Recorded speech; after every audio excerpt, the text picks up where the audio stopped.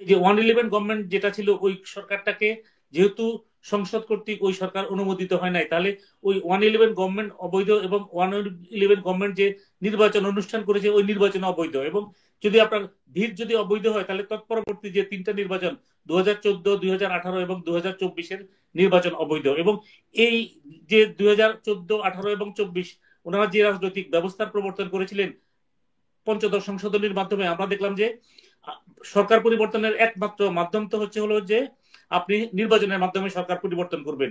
অভিষ্ট লক্ষ্যে যদি আমাদেরকে যে পৌঁছাতে হয় সেটা হলো আমাদের যে পলিটিক্যাল পার্টি যেটা আছে এবং আগামীতে যে নির্বাচন অনুষ্ঠিত হবে, আগামী নির্বাচনে যারা সরকার গঠন করবে তারা যদি এই যে যে সংস্কারের কথা তারা বলতেছে, যে সংবিধান সংশোধন, কেউ বলতেছে সংবিধান পুনর্লিখন, যেটাই হোক না কেন, আপনার আপনার আগামীতে যারা সরকার গঠন করবে তারা যদি এটাকে যদি ওন যদি না করে তাহলে এটা তো জাতির জন্য একটা বিপর্যয়কর পরিস্থিতির জন্ম দিবে। এই সংস্কারকে যে তারা যদি ওন যদি না করে তাহলে এটা হচ্ছিল পন্ডশ্রম। এক্ষেত্রে আমরা উদাহরণ দিতে পারি, যেমন শাহাবুদ্দিন সাহেব 28টা কমিশন করেছিল, পরবর্তীতে যারা ক্ষমতাসীন হয়েছে তারা কিন্তু তার 28টা কমিশনের যে সুপারিশ করেছিল কোন সুপারিশই কিন্তু তারা কার্যকর করে নাই। 111 গভর্নমেন্ট 122টা অধ্যাদেশ প্রণয়ন করেছিল, তো 122টা অধ্যাদেশের মধ্যে পরবর্তীতে যারা ক্ষমতাসীন হলো তারা মাত্র 44টাকে আইনে পরিণত করেছে, বাকি 78টাকে আইনে পরিণত করে নাই।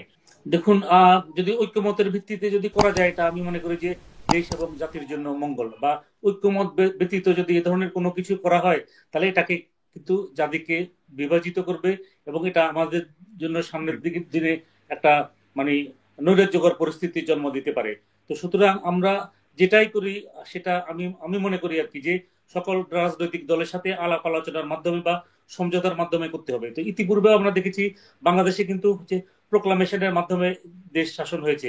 1975 সালে যখন সামরিক শাসন জারি হলো, তো সামরিক শাসন জারির পূর্ববর্তী প্রোক্লামেশন ঘোষিত হলো এবং প্রোক্লামেশনের অবস্থান সবসময় কিন্তু হচ্ছিল সংবিধানের উচ্চে। এখন যখন প্রোক্লামেশন দেওয়া হয় তখন কিন্তু কিছু কিছু দেশের ক্ষেত্রে আমরা দেখি যে সংবিধান স্থগিত হয়ে যায়, আবার কিছু কিছু ক্ষেত্রে ক্ষেত্রে দেখা যায় যে সংবিধান বাতিলও করা হয়। তো আমাদের দেশে যে ইতিপূর্বে যে প্রোক্লামেশনের মাধ্যমে দুবার যে আমাদের যে দেশ শাসিত হয়েছে, তখন দেখা গিয়েছে যে আমাদের যে এখানে যে এই যারা তখন শাসন ক্ষমতায় ছিলেন তারা সংবিধানকে স্থগিত করে তারপরে হলো তারা রাজনৈতিক দল গঠন করেছেন। এবং রাজনৈতিক দল গঠনের পরে আমরা দেখেছি যে তারা তাদের যে যে সকল সংস্কার কর্মসূচি ছিল এই সকল সংস্কার কর্মসূচির ব্যাপারে তারা রেফারেন্ডামের আয়োজন করেছিলেন এবং পরবর্তীতে তারা ক্ষমতাসীন থাকা অবস্থায় দল গঠন করেছেন এবং দল গঠন পরবর্তী নির্বাচন দিয়ে দেখা যাচ্ছে যে তারা 2/3 সংখ্যাগরিষ্ঠতা নিয়ে তারা সংবিধান সংশোধন করেছেন। এই ধরনের দুটি নজির কিন্তু আমাদের সামনে আছে, একটি হচ্ছিল জিয়া রহমান সাহেবের শাসনামল, আর একটা হচ্ছিল এরশাদ সাহেবের শাসনামল। আর এরপরে আমরা দেখি যে আবার তৃতীয়বার যখন বাংলাদেশে হলো যে একটা অসাংবিধানিক শাসন আসলো, সেটা হলো শাহাবুদ্দিন সাহেবের যে শাসন, সেটাকে বলা হয়েছিল কর্মরত প্রধান বিচারপতির নেতৃত্বাধীন শাসন। তখন একটা অস্থায়ী সরকার ছিল। তখনও আমরা দেখেছি যে যেহেতু তিন জোটের রূপরেখা ছিল ওই জন্য কিন্তু সংবিধান সংশোধনের বা সংবিধান স্থগিতের আবশ্যকতা দেখা দেয়নি। অর্থাৎ সংবিধানকে অ্যালাইভ রেখেই কিন্তু শাহাবুদ্দিন সাহেব রাষ্ট্র ক্ষমতা পরিচালনা করেছিলেন এবং তিনিও কিন্তু রেফারেন্ডামের ব্যবস্থা করেছিলেন এবং পরবর্তীতে আমরা দেখলাম যে তিন জোট একাদশ সংশোধনীর মাধ্যমে তার যে শাসনকাল সেটাকে তারা অনুমোদন দিয়েছিল। এরপরে বাংলাদেশে যে চতুর্থ অসাংবিধানিক শাসন যেটা আসলো সেনা সমর্থিত যে তত্ত্বাবধায়ক সরকার, ওই শাসনটা কালটা কিন্তু as of today not validated by the parliament. আপনি নিশ্চয়ই জানেন যে পার্লামেন্টের অনুপস্থিতি there is no other authority in the country to validate any unconstitutional government.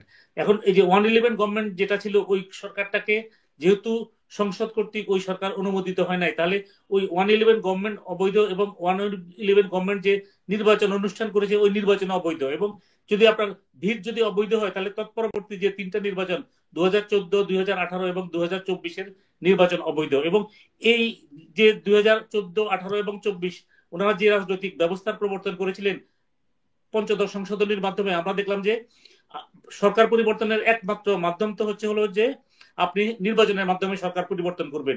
কিন্তু আমাদের যে এই বিগত পতিত সরকার যারা ছিল তারা কিন্তু নির্বাচনের মাধ্যমে সরকার পরিবর্তনের পথ রুদ্ধ করে দিয়েছিল এবং সেজন্য আমরা দেখলাম যে এই যে এদের এটাকে আমি শুধু ছাত্র জনতা বলবো না, এখানে হলো ছাত্র জনতা এবং দেশের আপামর জনমানুষের সমর্থনে যে গণ অভ্যুত্থান হয়েছে, এই গণ অভ্যুত্থানে দেশের সকল শ্রেণী এবং পেশার মানুষের যে সমর্থন ছিল।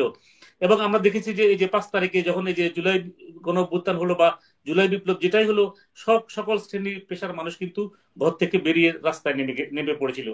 সেটাই ছিল জাতীয় একটা ঐক্যমত। এখন এই জাতীয় ঐক্যমত আপনাদের সামনে যে কোনো, তখন যেহেতু আপনি ঘোষণা দেননি বা প্রোক্লামেশনের মাধ্যমে সুযোগ ছিল, প্রোক্লামেশনের মাধ্যমে আপনি তখন রাষ্ট্র শাসন করতে পারতেন এবং প্রোক্লামেশন পরবর্তী ওনারা হয়তো যে এই যে অন্য পন্থায় ওনারা শপথ নিতে পারতেন। কিন্তু আমরা দেখলাম যে এই সংবিধানকে লাইভ রেখে বর্তমান রাষ্ট্রপতির অধীনেই তারা শপথ নিলেন এবং তারা শপথ গ্রহণ করাকালীন ইকতেদার আহমেদ তখন করেনি, এখন হঠাৎ কেন তাদের মনে হলো যে এখন করার জন্য?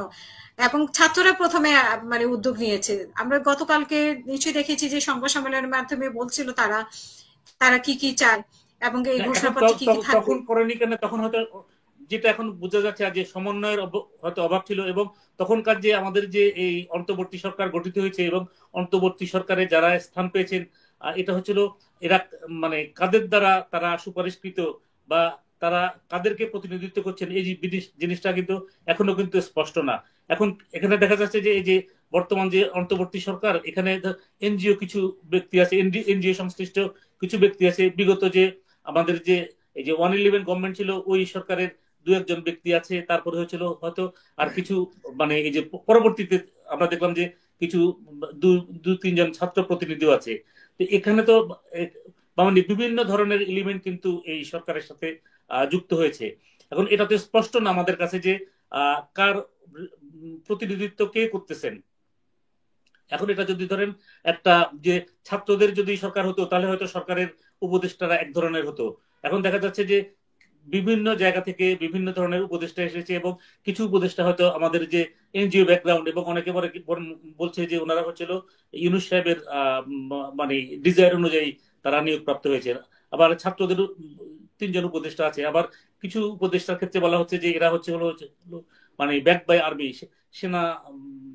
সেনা প্রধান বা যে সেনা গোয়েন্দা সংস্থা আছে বা সেনা গোয়েন্দা সংস্থা আছে যে তাদের রিকমেন্ডেশনে তারা নিয়োগপ্রাপ্ত হয়েছেন। তো সুতরাং এখানে বিভিন্ন ধরনের এলিমেন্ট আছে এবং বিভিন্ন ধরনের এলিমেন্ট থাকার কারণে এক একজন হয়তো এক এক লক্ষ্য বা এক এক উদ্দেশ্য নিয়ে কাজ করছেন।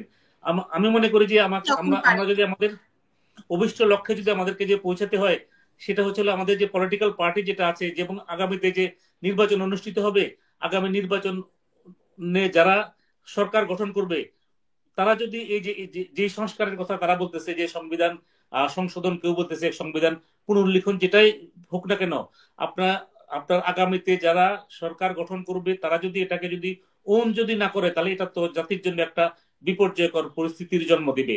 যেমন আমরা দেখলাম যে 111 গভর্নমেন্ট যেটা ছিল, বিগত প্রধানমন্ত্রী উনি কিন্তু বিদেশে যাওয়ার সময় এয়ারপোর্টে বলেছিলেন যে এই সরকার আমাদের আন্দোলনের ফসল এবং এই সরকারের সকল কার্যক্রমকে আমরা বৈধতা দিব। পরবর্তীতে তিনি তাদের সাথে বিশ্বাসঘাতকতা করলেন এবং তিনি তো বৈধতা দেনই নাই।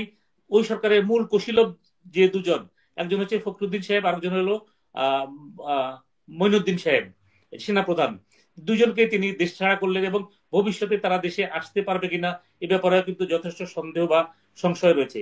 সেজন্য আমি বলি যে বর্তমানে যারা অন্তর্বর্তী সরকারে আছেন তারা যে এই সংস্কারের কথা বলতেছেন, সংস্কার ঠিক আছে, সংস্কার তো একটা চলমান প্রক্রিয়া। এখন আপনি কতটুকু সংস্কার করবেন? আমি মনে করি যে একটা অবাধ, সুষ্ঠু এবং গ্রহণযোগ্য নির্বাচন করার জন্য যতটুকু সংস্কার প্রয়োজন আপনি ততটুকু সংস্কার করেন। এর বাইরে যদি কোনো সংস্কার করতে যান এবং পলিটিক্যাল পার্টি যারা হচ্ছিল সম্ভাব্য আগামীতে সরকার গঠন করবে, এই সংস্কারকে যে তারা যদি না করে, তাহলে এটা হচ্ছিল পন্ডশ্রম। এক্ষেত্রে আমরা উদাহরণ দিতে পারি, যেমন শাহাবুদ্দিন সাহেব 28টা কমিশন করেছিল, পরবর্তীতে যারা ক্ষমতাসীন হয়েছে তারা কিন্তু তার 28টা কমিশনের যে সুপারিশ করেছিল কোনো সুপারিশই কিন্তু তারা কার্যকর করে নাই। 111 গভর্নমেন্ট 122টা অধ্যাদেশ প্রণয়ন করেছিল। তো 122টা অধ্যাদেশের মধ্যে পরবর্তীতে যারা ক্ষমতাসীন হলো তারা মাত্র 44টাকে আইনে পরিণত করেছে, বাকি 78টাকে আইনে পরিণত করে নাই। সুতরাং